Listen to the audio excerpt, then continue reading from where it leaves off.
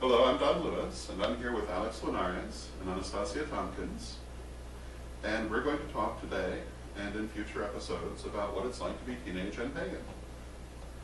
And Anastasia, your mother is a Wiccan high priestess, and Alex, your mother is not. So each of you will have a different perspective because of this. And I think what I would like to do is just to have each of you answer different questions, if you would. And I'd like to start with how being pagan is affecting your relationships with other teenagers, or if it is. Me being pagan doesn't really affect my relationship with other teenagers much, but it does have a big impact on them.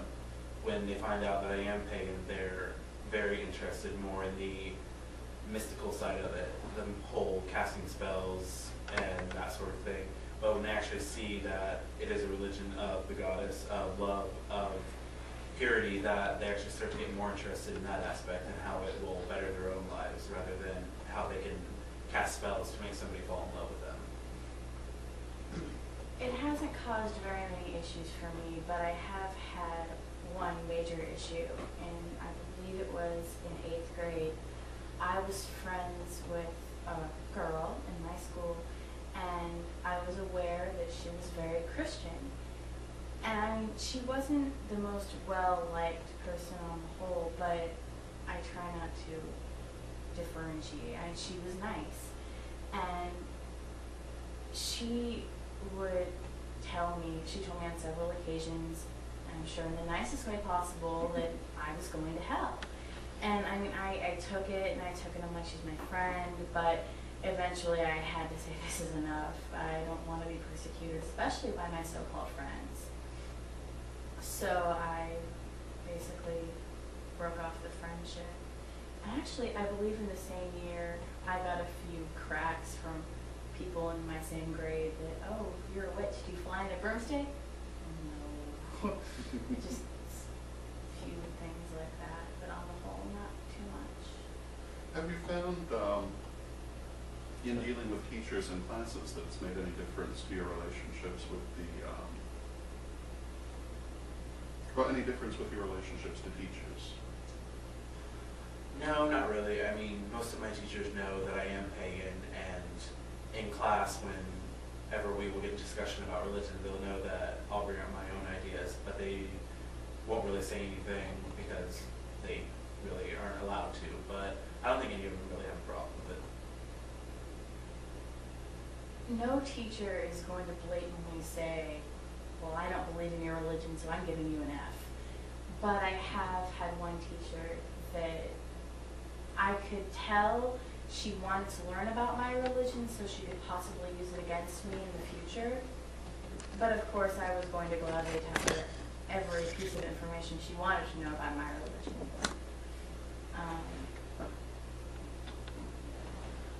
But basically, teachers that know I'm pagan have no problem with it, and I'm not about to say, I'm not going to jump on the wagon and say, oh, I'm pagan, nice to meet you, like saying paganism is my name. But I have had some questions about my a pin I wear on my book bag that says pagan and proud, and it has a pentagram on it. My physical science teacher asked me about it. She seemed genuinely interested in my religion. She actually used the information I gave her to correct one of her friends that thought that pagans worship the devil. So. Very cool. Now, we mentioned that Anastasia's mother is herself pagan, and your mother, Alex, is not. And I wanted to ask if that has been a source of any problems for you. I think when I first told her that I was pagan, it took a lot of time for her to sort of accept the fact. But now we have regular conversations about religion and how mine will compare to hers, how we have the same similarities in ours, and I'll just basically inform her and give her the information that she wants to know. And I think now she's kind of learned that we don't worship the devil, that we are very good in fact, and that their religion actually compares quite a bit with ours. So you find in talking to her if there are more similarities than differences? Well, as Don said, my mother is a third-degree priestess of the Correllian tradition. And before that point, I did kind of feel compelled to become Correllian, follow in my mother's path. But eventually I thought religion isn't a matter of making your parents happy, making them proud. It's a matter of your own spiritual path. And so I stayed eclectic for a few more years, and recently I decided that I do like the idea of the tradition of the Correllian tradition. And I decided to become Correllian. Now, do you both know other pagan teenagers besides yourselves? Yes, I do, and most of them have become pagan since I really came out of the broom closet, as I like to put it, and they have become very interested in my path, so they started practicing themselves. Again, yeah, I know a few. Most of them don't live in this state. They live in Ohio. But the ones that are pagan are mostly, I hate to say it, but they're kind of fluff bunny-ish. They're in it for the spells and stuff. I do have a select few friends, though, that are genuinely interested in Wicca, and they actually became pagan about the same time I did, because well, the one in particular I'm thinking of was actually Catholic and in my confirmation class with me. How do you think being pagan differs for teenagers with less of a support system than perhaps you have? Or do you think it does differ? I think it does differ quite a bit, because I think pagans, before I was introduced to the Correllian tradition, I felt very alone, very isolated, and I sort of had to learn a lot of things on my own. But once I met with most of the people of the Correllian tradition, I felt a lot more at home, like I could actually go to somebody and talk to somebody. But I also think that when I was more on my own, I learned a lot more of using my own inner abilities to make my own decisions and things like that. I felt that when I found this particular group of people, the Correllian tradition, that they seemed a lot more friendly and much more welcoming. And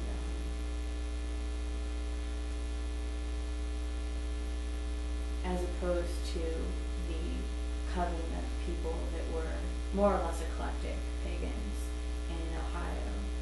They seemed to be doing their own thing. They weren't really together. They didn't encourage unity and beliefs. It's kind of like a study group, basically. That was basically what they called themselves. But let me ask you both, what advice you would give to other teenagers who either are pagan or would like to be pagan? That's a tough one. I think it's very important for them to learn their own resourcefulness, but at the same time, it's also very important for them to learn unity with other pagans, because I believe that the most important thing in a religion is that everybody is able to get along and see, not necessarily all the time the same views, but to learn to agree to disagree in some situations. I can pretty much sum that up in one word: read. There is never too much reading. You always should read and learn new things about your religion. I mean, that goes for any religion, not just Wicca. I will never finish learning about this religion. I think that teenagers interested in becoming Wiccan should read a lot, not just from one source, but from a large variety of sources. Very good. This is Don Lewis with Alex Linares and Anastasia Tompkins, and we'll be back in future episodes to talk in more